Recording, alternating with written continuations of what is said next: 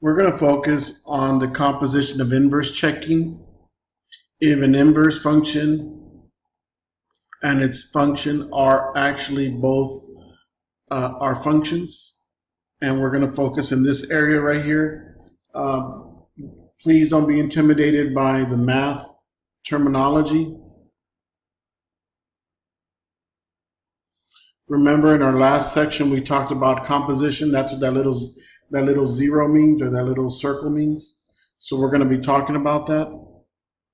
So here it says we're going to check if two equations or two pairs of functions are a composition. So what we have to do is we have to find f, and then that little circle g means composition of g of x, which means f, and then we have g of x. So whatever g of x is going to be, you have to place that into f. Whatever g of x is you have to place that into f of x. So you have g of x, which is 2x plus 6, has to go into f. And we're checking that our output is going to be an x. So you're going to have to look at function f. You look at function f, and wherever you see an x, you are going to input 2x plus 6. So let me repeat. Wherever you see an x, you are going to input 2x plus 6. So we have f of 2x plus 6, and I'm just following the process for f, and we have 1/2 times 2x plus 6. Remember that 2x plus 6 takes the place of x, minus 3. So we have 1/2 times 2 and 1/2 times 6. So 1/2 times 2 gives you x. 1/2 times 6 gives you 3 minus 3. And you notice that f of g of x gives you x. So that's correct.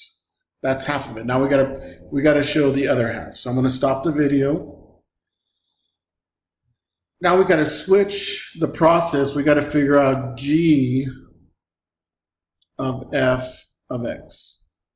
So now we're going to input f of x into g of x. So we have g, and then f of x is going to be 1/2 x minus 3. Now we're going to go to g, and whatever the input is going to be, you're going to replace it with 1/2 x minus 3. So I'm going to write g of 1/2 x minus 3, and I'm looking at g, 2 times 1/2 x minus 3 plus 6. So you're going to apply the distributive property. 2 times 1/2 gives you x. 2 times -3 gives you 6 plus 6.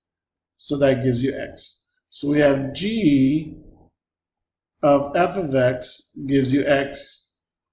And also f of g of x gives you x. So that indicates that both of the functions are inverse functions of each other.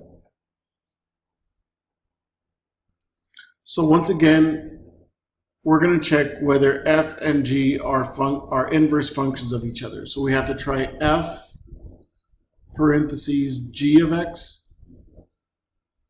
So now our input into f is g of x, and you have 1/3 x plus 2. So we have f of 1/3 x plus 2 will take the place of x. So you have 3 times 1/3 x plus 2. minus 2. So you apply the distributive property. 3 times 1/3 gives you x. 3 times 2 gives you 6. 6 minus 2.